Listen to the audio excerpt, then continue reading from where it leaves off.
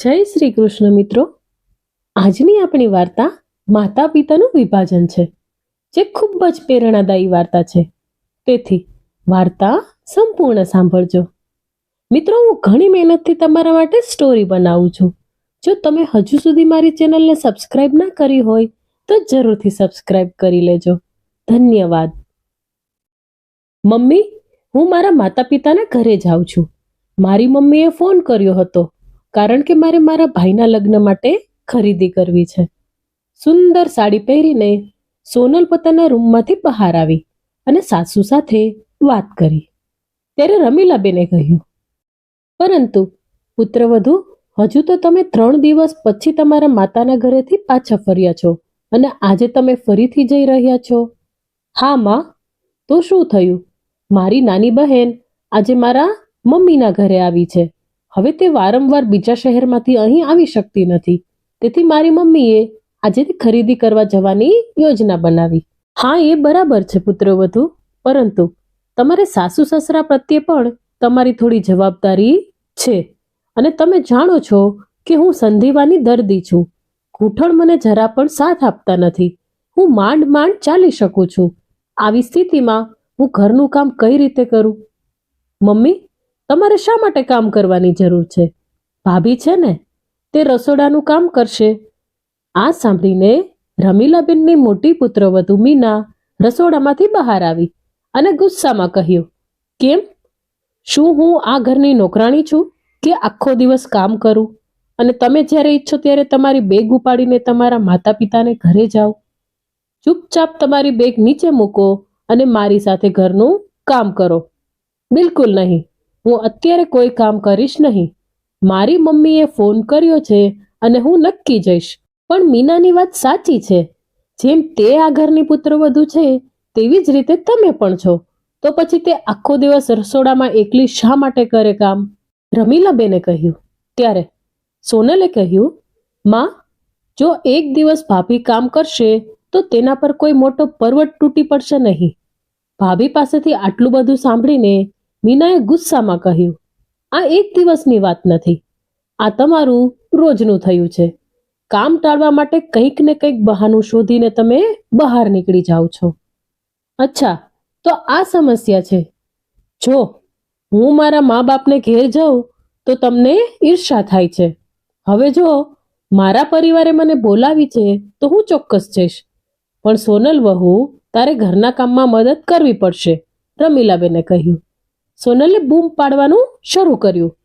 હું ઘરનું બધું કામ કરું છું અને તમે મારા વિશે શું જાણો છો? આ સાંભળીને મીનાએ કહ્યું, ઠીક છે માં, હવે મેં પણ નક્કી કરી લીધું છે. હું એકલી ઘરનું કોઈ કામ નહીં કરું. આટલું કહીને મીના પોતાના રૂમમાં ચાલી ગઈ. ઠીક છે, પણ હું ચોક્કસપણે મારા માતા પિતાને ઘરે જઈશ. આટલું કહીને સોનલ ઘરની બહાર નીકળી ગઈ. રમીલાબેન અને ગોવિંદભાઈને 2 પુત્રો હતા, કરણ અને અર્જુન. મોટા પુત્ર કરણની પત્ની મીના અને નાના પુત્ર અર્જુનની પત્ની સોનલ હતી. કરણ તેના પિતાની કરિયાણાની દુકાન સંભાળતો હતો, જ્યારે અર્જુનને દુકાન પર બેસવામાં રસ નહોતો. તે વીમા એજન્ટ હતો, પરંતુ તેમાં વધુ કમાણી થતી ન હતી. તેથી સરકારી નોકરી માટે તેમના પ્રયત્નો ચાલી રહ્યા હતા. થોડી વાર પછી રમીલાબેનના પતિ ગોવિંદભાઈ ઘરની અંદર આવ્યા અને ખુરશી પર બેઠા અને કહ્યું, રમીલા, આજે ખૂબ થાકી ગયો છું. કેમ? અર્જુન આજે દુકાને નહોતો આવ્યો? ના રમીલા, તે કહે છે કે તેને દુકાનમાં કામ કરવું ગમતું નથી. તેથી મારે સરકારી નોકરી માટે કાગળો સબમિટ કરવાના છે. હવે આ છોકરાને કોણ સમજાવે કે સરકારી નોકરી એટલી સરળ નથી? અને પછી દુકાન પર મોટા દીકરા કરણને પણ તેની જરૂર છે. હે ભગવાન, એક તરફ નાના દીકરાએ દુકાનમાં કામ નથી કરવું તો બીજી તરફ નાની પુત્રવધુ છે જે ઘરમાં કોઈ કામ કરવા તૈયાર નથી. રમીલાબેને કહ્યું, રમીલા, મને ખૂબ ભૂખ લાગી છે. વહુને કહો કે તે ભોજનની વ્યવસ્થા કરે, ગોવિંદભાઈએ કહ્યું. તેથી રમીલા પોતે ઊભી થઈ અને રસોડામાં જવા લાગી. ઘૂંટણમાં દુખાવો થવાને કારણે તેને ચાલવામાં મુશ્કેલી પડી રહી હતી. તે રસોડામાં ગયા તો તેને જોયું કે કોઈએ ક્યાં રસોઈ બનાવી જ છે. તમારી નાની વહુ છે જે રોજ તૈયાર થઈને માતાને ઘરે જતી રહે, હવે મોટી વહુએ પણ કામ કરવાની ના પાડી દીધી છે. આ સાંભળીને ગોવિંદભાઈએ તેમની મોટી વહુ મીનાને બોલાવી. જ્યારે મીના બહાર આવી ત્યારે ગોવિંદભાઈએ કહ્યું, બેટા, શું ચાલી રહ્યું છે? તમે રસોઈ બનાવવાની ના પાડી. નાની વહુ તો અજ્ઞાની છે, પણ તમે તો સમજદાર છો ને. મને કહો પિતાજી, આવું ક્યાં સુધી ચાલશે? મારે આખો દિવસ રસોડામાં શા માટે કામ કરવું જોઈએ? તમારી નાની વહુના હાથમાં મહેંદી લાગી છે, અને દુકાનમાં પણ મારા પતિ આખો દિવસ કામ કરે છે અને સખત મહેનત કરીને ઘર ચલાવે છે. શા માટે? શું ઘરના ખર્ચમાં મદદ કરવી એ નાના ભાઈની ફરજ નથી? શા માટે અમે પતિ પત્ની નોકરોની જેમ કામ કરીએ? તમારી વાત સાચી છે વહુ, પણ હું તે બંને સાથે તેના વિશે વાત કરીશ, પરંતુ હમણાં માટે રસોઈ કરો. હું પણ ભૂખ્યો છું અને કરણ માટે દુકાન પર ટિફિન લઈ જવાનું છે. ગોવિંદભાઈએ કહ્યું. તો મીનાએ ચોખ્ખા શબ્દોમાં કહ્યું, તો પછી હું પણ ત્યારે જ કામ કરીશ જ્યારે આ સમસ્યાનો ઉકેલ મળશે. તે પહેલા હું કોઈ કામ કરીશ નહીં. આટલું કહીને તે પોતાના રૂમમાં ચાલી ગઈ. મોટી વહુનું આ વલણ જોઈને ગોવિંદભાઈ અને રમીલાબેન આશ્ચર્યચકિત થઈ ગયા. રમીલાબેને ખૂબ જ મુશ્કેલીથી બધા માટે ભોજન બનાવ્યું, પરંતુ હવે ગોવિંદભાઈને ચૂપ રહેવું યોગ્ય લાગ્યું નહીં. સાંજ સુધીમાં તેનો નાનો પુત્ર અને વહુ અર્જુન અને સોનલ પણ ઘરે પહોંચી ગયા હતા, અને મોટો પુત્ર કરણ પણ દુકાનેથી પાછો ફર્યો હતો. હા પપ્પા, તમે ફોન કર્યો હતો? બંને દીકરાઓ પોતાના પિતાની બાજુમાં બેસીને બોલ્યા. ત્યારે ગોવિંદભાઈએ કહ્યું, દીકરા, હવે તારે પણ પોતાની જવાબદારી સમજવી પડશે. તમે શું કહેવા માંગો છો પપ્પા? મારો કહેવાનો મતલબ એ છે કે તારો મોટો ભાઈ ક્યાં સુધી ઘર સંભાળશે? મને લાગે છે કે હવે તેને વેચી દેવું વધુ સારું રહેશે, જેથી રોજિંદી લડાઈ સમાપ્ત થાય. પછી અર્જુને કહ્યું, પણ પિતાજી, મને નથી લાગતું કે ભાગલા પાડવાથી સમસ્યા હલ થશે. હું સમજુ છું કે ઘરના તમામ લોકો જો પોતાના કર્તવ્યને સમજે અને સાથે મળીને કામ કરે તો બધું ઠીક થઈ જશે.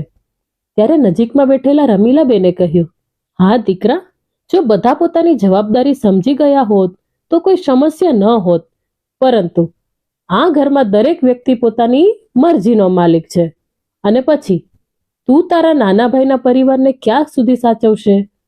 આ સાંભળીને નજીકમાં ઉભેલી તેની નાની વહુ સોનલે કહ્યું, કેમ માં, તેઓએ અમારા માટે શું કર્યું? અમે કમાઈએ છીએ અને ખાઈએ છીએ, છતાં અમે આખો દિવસ મહેણા સાંભળીએ છીએ. હું કહું છું, ફક્ત ઘર વેચી લો, તમને રોજિંદા દુઃખમાંથી મુક્તિ મળશે. ત્યારે મોટી વહુ મીનાએ ગુસ્સામાં કહ્યું, હા, હું બધું જાણું છું. તમે એમ વિચારીને ઘરના ભાગલા પાડવા તૈયાર છો કે તમારે તમારા માતા પિતાની જવાબદારી ઉઠાવવાની નથી. હું તેમનો બધો બોજ ઉઠાવું, પરંતુ હવે મેં એ પણ નક્કી કરી લીધું છે કે હવે હું તેમના માટે એકલી કંઈ કરીશ નહીં. ત્યારે નાની વહુ સોનલે તરત જ કહ્યું, મેં આ લોકો માટે કોઈ ઠેકો લીધો નથી. દેવરાણી જેઠાણી વચ્ચે બોલાચાલી થઈ ગઈ. પછી કરણે ગુસ્સામાં બૂમ પાડી, મીના, મારા માતા પિતાને બોજ કહેવાની તારી હિંમત કઈ રીતે થઈ?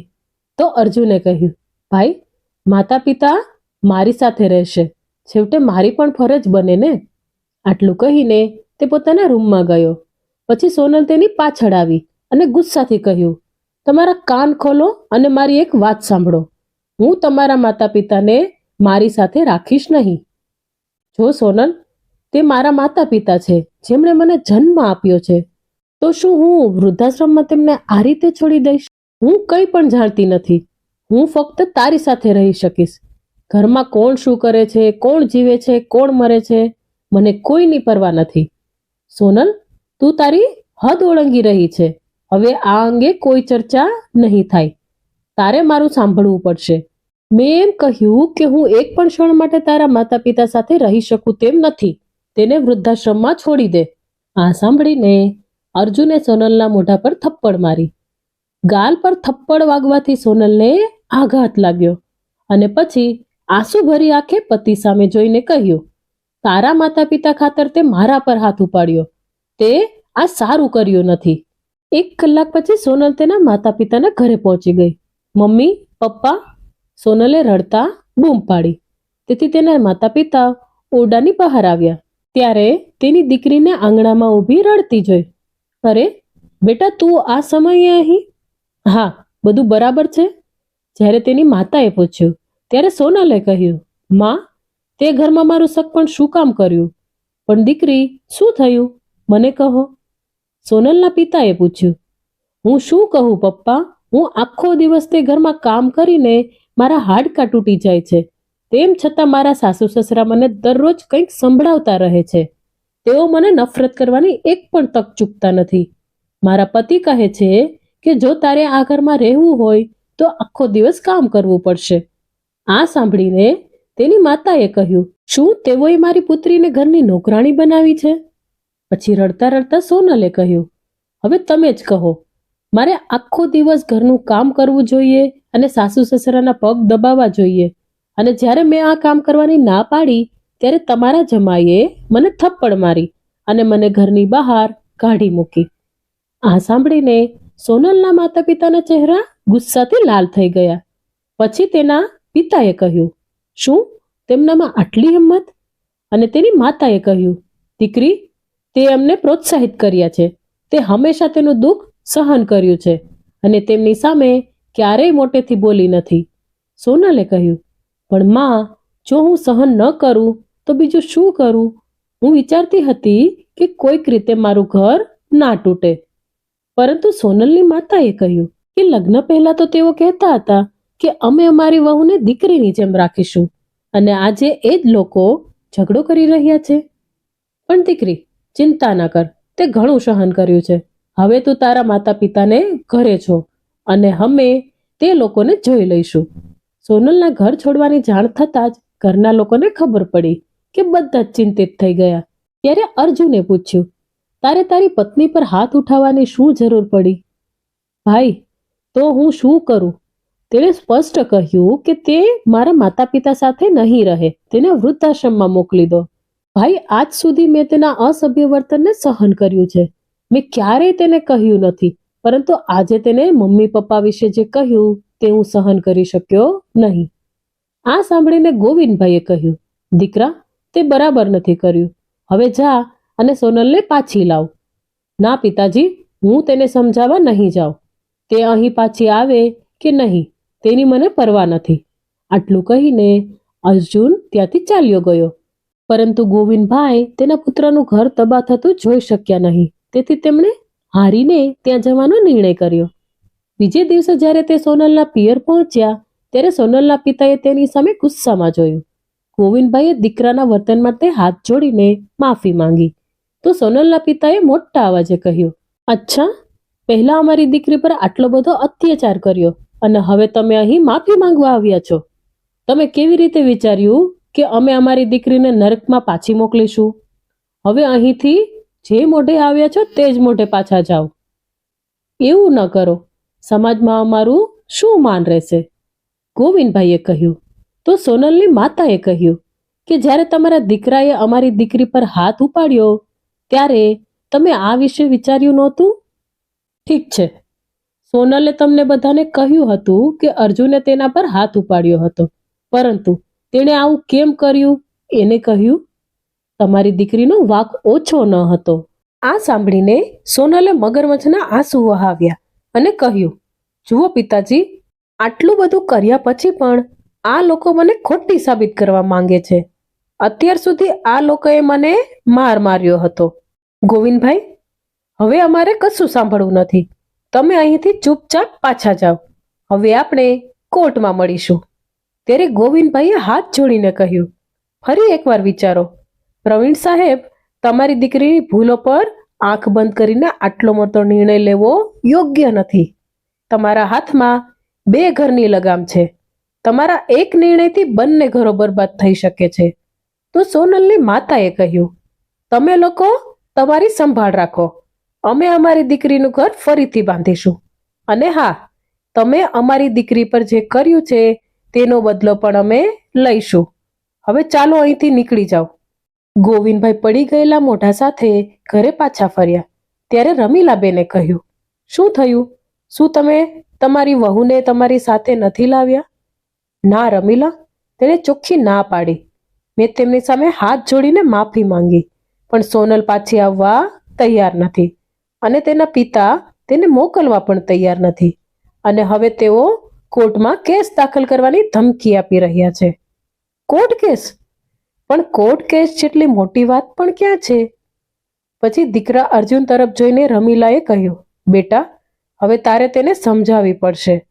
મમ્મી, આટલી બધી ચિંતા કરવાની જરૂર નથી. સોનલને તેના પિયરમાં રહેવા દો.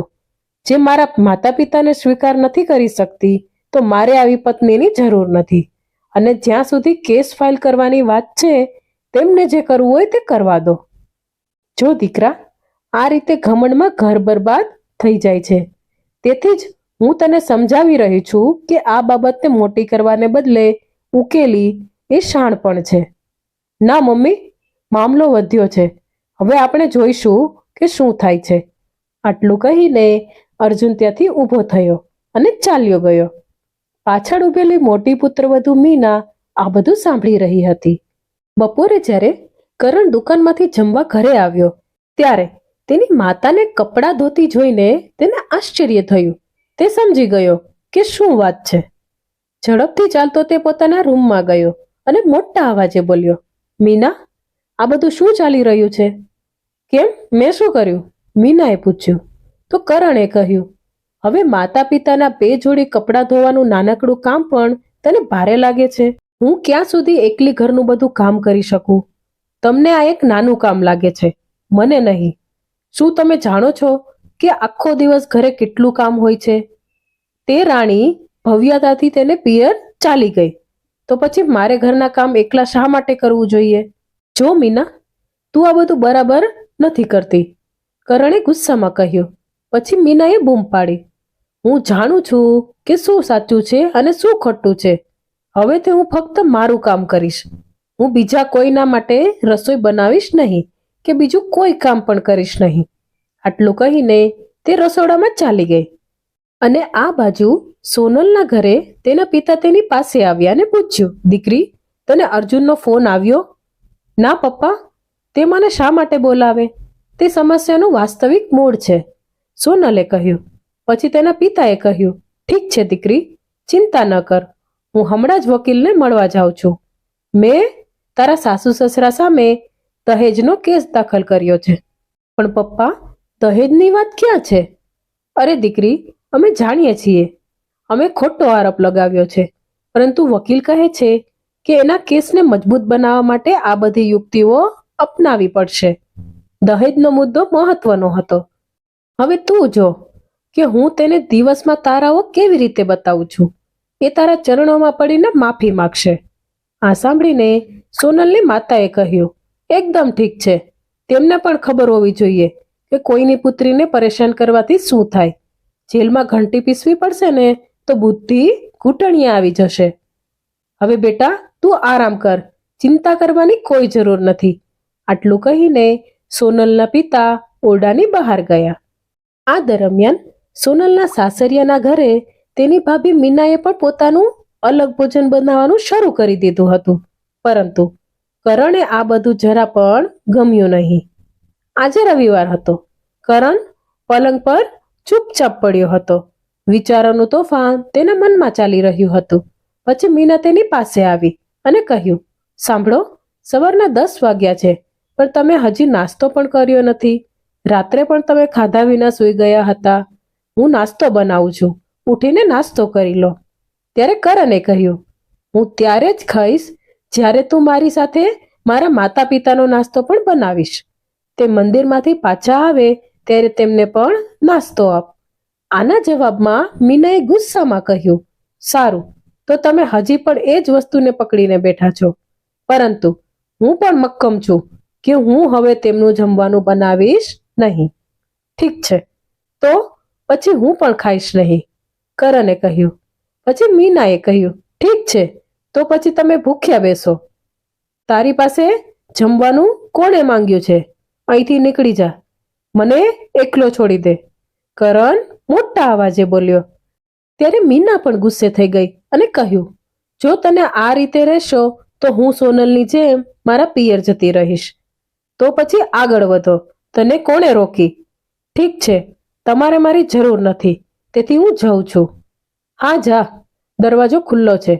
પતિ પાસેથી આ સાંભળીને મીનાએ તેની બેગ પેક કરવાનું શરૂ કર્યું. હું જાઉં છું, પણ તમારા કાન ખુલ્લા રાખીને મારી વાત સાંભળી લો. જો હું એકવાર જઈશ તો હું પાછી નહીં આવું. આટલું કહીને તે ઘરની બહાર નીકળી ગઈ. બીજી બાજુ જ્યારે મીના બેગ લઈને તેના માતા પિતાના ઘરે પહોંચી ત્યારે મીનાને અચાનક તેના ઘરે જોઈને તેના પિતા થોડા આશ્ચર્યચકિત થઈ ગયા. અરે, તું અચાનક અહીં? કોઈ ફોન નહીં, કોઈ સમાચાર નહીં. ફોન કરવાનો સમય ક્યાં છે પપ્પા? કેમ દીકરી, શું થયું? બધું બરાબર ને? કંઈ બરાબર નથી. એક તરફ મારા સાસરિયાવાળાએ મારું જીવન દયનીય બનાવ્યું છે, તો બીજી તરફ તમારો જમાઈ કે જે મારી સાથે બરાબર વાત પણ કરતો નથી.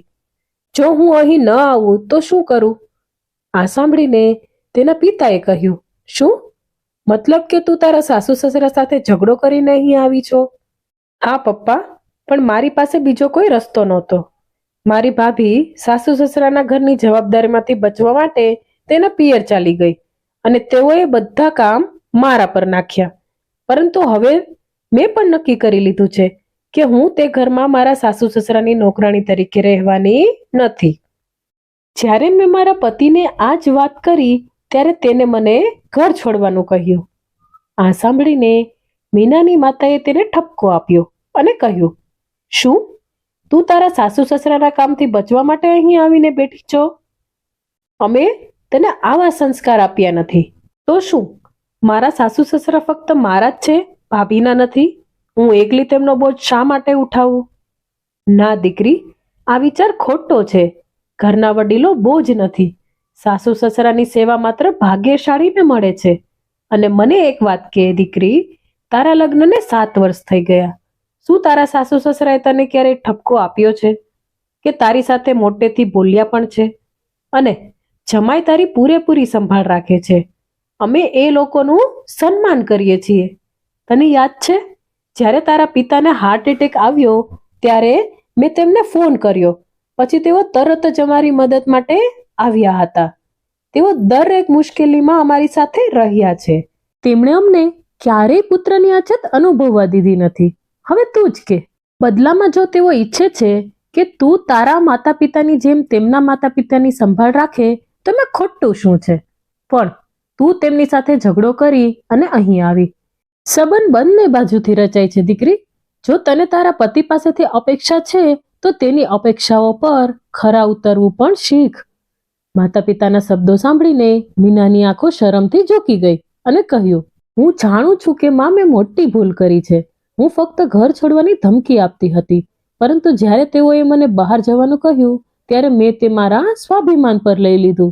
પણ મમ્મી, હવે હું કયા મોઢે પાછી જાઉં? આટલું કહીને મીના રડવા લાગી. બીજી તરફ બંને વહુઓની આવી હાલત જોઈને ગોવિંદભાઈ ઊંડા વિચારમાં બેઠા હતા. પછી રમીલાબેન તેમની પાસે આવીને બેઠા અને તેમને નારાજ જોઈને પૂછ્યું, શું થયું? તમે શું વિચારી રહ્યા છો? રમીલા, હું વિચારી રહ્યો છું, આપણો એક સારો પરિવાર હતો. મને ખબર નથી કે કોની નજર આપણા ઘર પર પડી. નાની વહુનો સ્વભાવ શરૂઆતથી જ થોડો અસભ્ય હતો, પણ મોટી વહુ પાસેથી મને આની અપેક્ષા નહોતી. ત્યારે રમીલાબેને કહ્યું, મેં વિચાર્યું હતું કે બંને દીકરાઓના લગ્ન થઈ જશે અને વહુઓ ઘરની જવાબદારી સંભાળશે અને વૃદ્ધાવસ્થા આસાનીથી પસાર થઈ જશે. પરંતુ કોણ જાણતું હતું કે વૃદ્ધાવસ્થામાં આપણે આ દિવસો પણ જોવા પડશે.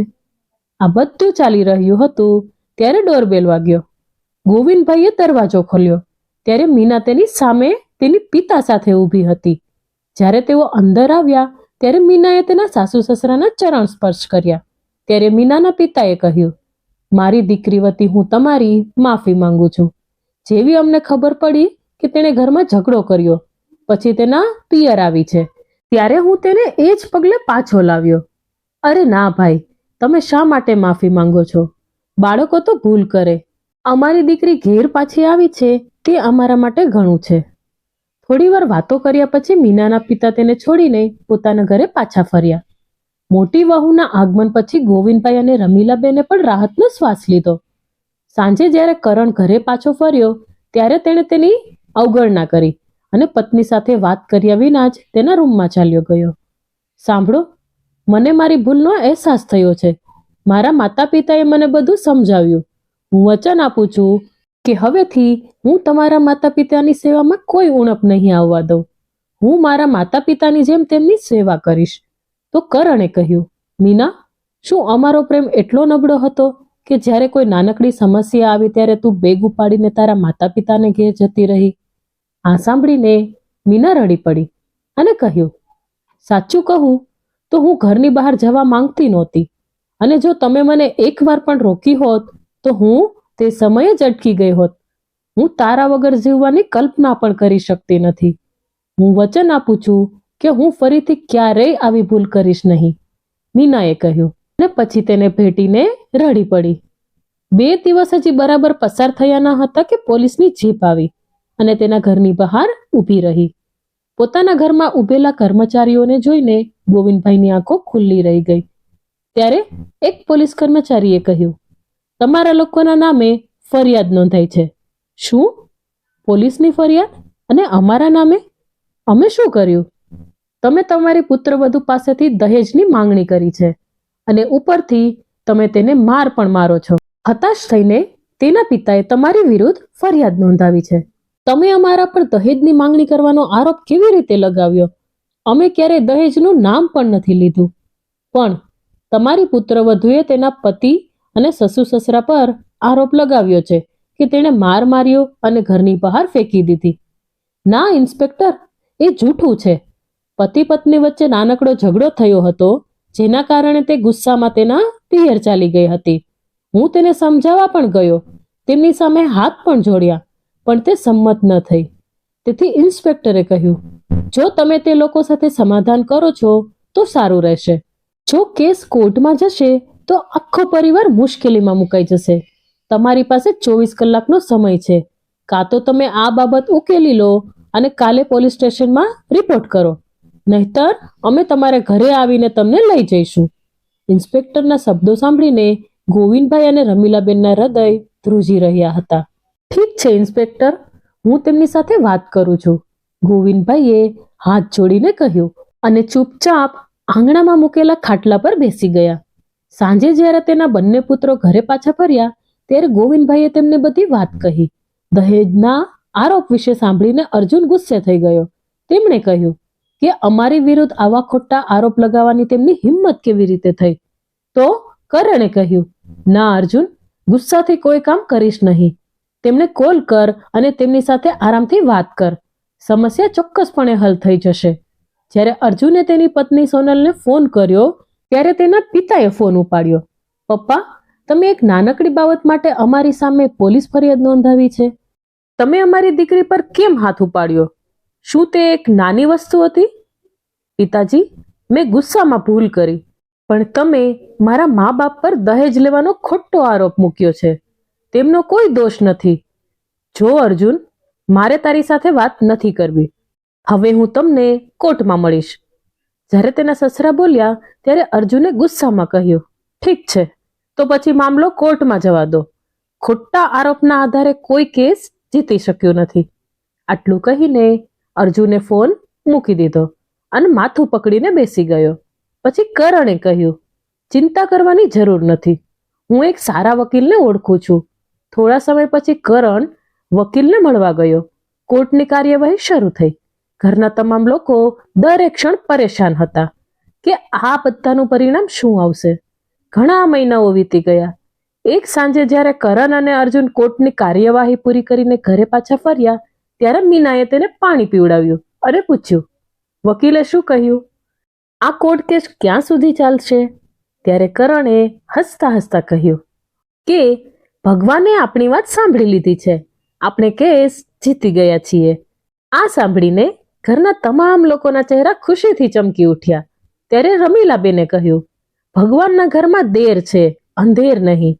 ત્યારે અર્જુને કહ્યું, બીજા પણ સારા સમાચાર છે. મને સરકારી નોકરી મળી ગઈ છે. આ સાંભળીને માતા પિતા ખુશ થઈ ગયા, જાણે ઘરમાં ઉત્સવનું વાતાવરણ હતું. 2-3 દિવસ પછી રમીલાબેને તેના પતિને કહ્યું, મને લાગે છે કે હવે આપણે અર્જુન માટે સારો સંબંધ શોધવો જોઈએ. આ સાંભળીને ગોવિંદભાઈએ આશ્ચર્યથી કહ્યું, હા રમીલા, તારી વાત સાચી છે. જુઓ, તેમણે છૂટાછેડાના કાગળો પણ મોકલ્યા છે. જ્યારે છૂટાછેડા થવાના જ છે ત્યારે સંબંધ શોધવામાં શું નુકસાન છે? હા, પરંતુ કોઈ પણ નિર્ણય લેતા પહેલા અર્જુન સાથે એકવાર વાત કરો. બીજી તરફ કેસ હાર્યા બાદ સોનલના ઘરમાં શોક મચી ગયો હતો. આ દરમિયાન સોનલના ભાઈના લગ્ન પણ થઈ ગયા હતા. હવે સોનલ પણ ભાભીની આંખોમાં ખૂંચવા લાગી હતી. ચિંતિત સોનલના પિતાએ તેની પત્નીને કહ્યું, આ વકીલોને કારણે આપણે ઘણું બધું નુકસાન થયું છે. અને બીજી તરફ હવે અર્જુનને સરકારી નોકરી પણ મળી ગઈ છે. આ સાંભળીને સોનલની માતા ચોંકી ગઈ. સરકારી નોકરી? આપણે વિચાર્યું હતું કે તેને જેલની હવા આપીશું, પણ બધું ઊંધું થઈ ગયું. એટલામાં સોનલ ત્યાં આવી ને બેસી ગઈ. પછી તેની માતાએ કહ્યું, ઠીક છે, જે થવાનું હતું તે થઈ ગયું. હવે સોનલને બીજે ક્યાંક પરણાવી દઈએ. સમયસર એક સારો છોકરો શોધીને. પછી સોનલે કહ્યું, તમે શું કહો છો? શું તમે મારા લગ્ન ફરી કરાવવા માંગો છો? ત્યારે તેના પિતાએ કહ્યું, દીકરી, તે તારા હાથે છૂટાછેડાના કાગળો પર સહી કરી છે, તો તને ક્યાં સુધી ઘરે બેસાડી રાખીશ? તારે લગ્ન તો કરવા જ પડશે ને, નહીતર આસપાસના લોકો શું કહેશે? 100 જાતની વાતો કહેશે. એટલે સોનલે ગુસ્સામાં કહ્યું, પપ્પા, હવે તમે સગાવાલાનો વિચાર કરો છો, અને જ્યારે હું મારા સાસરેથી અહીં આવી હતી ત્યારે તમે કહ્યું હતું કે દીકરી, આ તારું જ ઘર છે, તું આરામથી રહે, ચિંતા કરવાની જરૂર નથી. તો હવે શું થયું છે? અરે દીકરી, અમે ક્યારે કહ્યું કે આ ઘર તારું નથી? પણ અમને પણ સમજવાનો પ્રયત્ન કર. તેની માતાએ તેને સમજાવ્યું. તો સોનલે કહ્યું, હું બધું સમજુ છું. તમારી વહુના આવ્યા પછી હું તમારા માટે બોજ બની ગઈ છું. ત્યારે તેની માતાએ કહ્યું, એવું નથી દીકરી, પણ તારે લગ્ન કરવા પડશે ને, બીજો કોઈ રસ્તો નથી. તેથી તેણીએ નરમ આંખો નમાવી અચકાયા અને કહ્યું, એક રસ્તો છે. તમે લોકો જાઓ અને મારા સાસુ સસરા સાથે વાત કરો અને માફી માંગો. દીકરીની આ વાત સાંભળીને સોનલના પિતાએ ગુસ્સામાં કહ્યું, પણ જ્યારે તે તને લેવા આવ્યા ત્યારે તે જવાની ના પાડી. તારા સસરા અમારી સામે હાથ જોડી રહ્યા હતા, પરંતુ અમે પણ તારી વાત સાંભળી અને તેમને અપમાનિત કરીને ઘરની બહાર કાઢી મૂક્યા, અને હવે તું કહે છે કે હું તેની માફી માંગુ? ત્યારે સોનલની માતાએ કહ્યું, ઠીક છે, જો અમારી દીકરીનું ઘર અમારા નમવાથી સેટલ થઈ જતું હોય તો આનાથી વધુ સારું શું હોઈ શકે? અને આમ પણ તે આટલી મોટી વાત નહોતી. અર્જુને માત્ર એટલું જ કહ્યું હતું કે વહુ હોવાને કારણે તેને તેના સાસુ સસરાની સેવા કરવી પડશે. એટલે સોનલે કહ્યું, હા પપ્પા, હવે મને મારી ભૂલ સમજાઈ ગઈ છે. હું તમને ક્યારેય ફરિયાદની તક નહીં આપું. આ સાંભળીને સોનલના પિતાએ તેની માતાને કહ્યું, ભૂલ આપણી જ છે. જ્યારે તેના સસરા તેને લેવા આવ્યા હતા ત્યારે સોનલની વાત ન સાંભળી તેની સાથે આપણે મોકલવી જોઈતી હતી. આપણે જ મૂર્ખ છીએ. જો આવું કર્યું હોત તો આ મામલો આટલો આગળ વધ્યો જ ન હોત. બીજે જ દિવસે સોનલ અને તેના માતા પિતા ગોવિંદભાઈના ઘરે પહોંચ્યા અને સોનલ રડવા લાગી અને તેના સાસરિયાના પગે પડી માફી માંગવા લાગી. તો ગોવિંદભાઈ બોલ્યા, પણ દીકરી, તારો શું વાંક છે? અમે ખોટા હતા જે તને રોજ માર મારતા હતા, તારી પાસેથી દહેજ માંગતા હતા અને તેને ઘરની બહાર ફેંકી દેતા હતા. ત્યારબાદ સોનલના પિતાએ કહ્યું, સમજાતું નથી કે હું કઈ રીતે તમારી માફી માંગુ. મને તમારી પાસે માફી માંગતા પણ શરમ આવે છે. ભૂલ અમારી જ છે. ત્યારે રમીલાબેને હાથ જોડીને કહ્યું, જુઓ ભાઈ, તમારા કારણે અમે ઘણું બધું સહન કર્યું છે. કોણ જાણે કેટલી રાત જાગી છે. કોર્ટ કેસને કારણે કેટલા ધક્કાઓ ખાધા હશે. બીજું અમે શું શું નથી કર્યું. અને જ્યારે હવે તમને ખબર પડી કે મારા પુત્રની સરકારી નોકરી લાગી છે તો તમે આવી ગયા માફી માંગવા. આ બધું ચાલી રહ્યું હતું ત્યારે અર્જુન ઘરની અંદર આવ્યો અને સોનલને તેની સામે જોઈને પોતાનો ગુસ્સો ગુમાવ્યો. અમારી સાથે આટલું બધું કર્યા પછી તારી હિંમત કેવી રીતે થઈ અહીં આવવાની? તેણે મોટા અવાજે કહ્યું. આ સાંભળીને સોનલના પિતાએ હાથ જોડીને કહ્યું, હું જાણું છું દીકરા, તમારો ગુસ્સો વ્યાજબી છે, પણ શક્ય હોય તો અમને માફ કરો. જુઓ ભાઈ, અમારી દીકરીએ જે કંઈ કર્યું છે તે ભોળપણમાં કર્યું, પણ તેને ટેકો આપીને અમે બંનેએ તેનો સંબંધ બગાડ્યો. બાળકો ભૂલ કરે તો મા બાપ સમજાવે, તેમને ટેકો આપીને તેને મોટી ભૂલ કરવા માટે ઉશ્કેરવું ન જોઈએ, ગોવિંદભાઈએ કહ્યું. ઠીક છે, હવે તમે અમને માફ કરીને અહીંથી ચાલ્યા જાઓ તો વધુ સારું રહેશે. આ પર સોનલે તેના પગ પકડી લીધા અને કહ્યું, મમ્મી, પપ્પા, મને એક તક આપો, મને છેલ્લી વાર માફ કરો. હું તમને ક્યારેય ફરિયાદ કરવાની તક નહીં આપું. તો અર્જુને કહ્યું, તમે છૂટાછેડાના કાગળો મોકલ્યા છે, તો હવે અહીં શું લેવા આવ્યા છો? અત્યારે જ અહીંથી નીકળી જાઓ, નહીં તો સારું નહીં થાય. આ સાંભળીને સોનલના પિતાએ હાથ જોડીને કહ્યું, ઠીક છે બેટા, જો અમારી ભૂલ થઈ હોય તો ભોગવવું પણ અમારે જ પડશે. અમે જઈએ છીએ. અને જવા માટે પાછા ફરતા જ ગોવિંદભાઈએ કહ્યું, ઊભા રહો. અને પછી રમીલાબેન સામે જોઈને તેમણે કહ્યું, રમીલા, અર્જુનના સંબંધ માટે આપણે જ હા પાડી હતી અને હવે ના પાડીશું. આ લોકોની નાની નાની ભૂલના લીધે આપણે મોટી ભૂલ કરીએ છીએ. ત્યારે રમીલાબેને કહ્યું, તમે એમ કહો છો, પણ અર્જુન આ માટે સંમત થશે? હવે બધાની નજર અર્જુન પર હતી, પરંતુ અર્જુન શાંત હતો. થોડી ક્ષણોનું તેનું મૌન પછી તેણે નજર ઊંચી કરી અને સોનલ પર સ્થિર કરી. સાચું કહું તો સોનલ, તે મારા માતા પિતા વિશે જે વાત કરી હતી તેના કારણે મેં તારા પર હાથ ઉપાડ્યો હતો. પણ સોનલ, હવે મારા જીવનમાં પાછી આવ, મારે તારી જરૂર છે. અર્જુને આ વાત કરતા જ ઘરનું વાતાવરણ ખુશ થઈ ગયું. બંને પરિવારે ભૂતકાળમાં કરેલી ભૂલોને સમયસર સુધારી લીધી હતી. એક તરફ મીનાના પિયરિયાવાળા હતા, જેમને પોતાની પુત્રીને તેની ભૂલ બતાવીને તે જ સમયે સાચું પગલું ભર્યું. અને બીજી તરફ સોનલના પરિવારે તેને મનાવાને બદલે બદલો લેવાના ઈરાદાથી તેણે ખોટી ફરિયાદ નોંધાવી પુત્રીની જિંદગી બરબાદ કરી દીધી હતી. આ વાર્તા આપણને શીખવે છે કે કોઈ પણ વિચાર્યા વગરનું પગલું ન ભરવું જોઈએ, કે જેથી આપણે પછીના જીવનમાં અફસોસ કરવો પડે. મિત્રો, આ એપિસોડ જો તમને પસંદ આવ્યો હોય તો ખાસ વિડીયોને લાઈક કરી અને એકવાર કમેન્ટ બોક્સમાં જય શ્રી કૃષ્ણ જરૂરથી લખજો.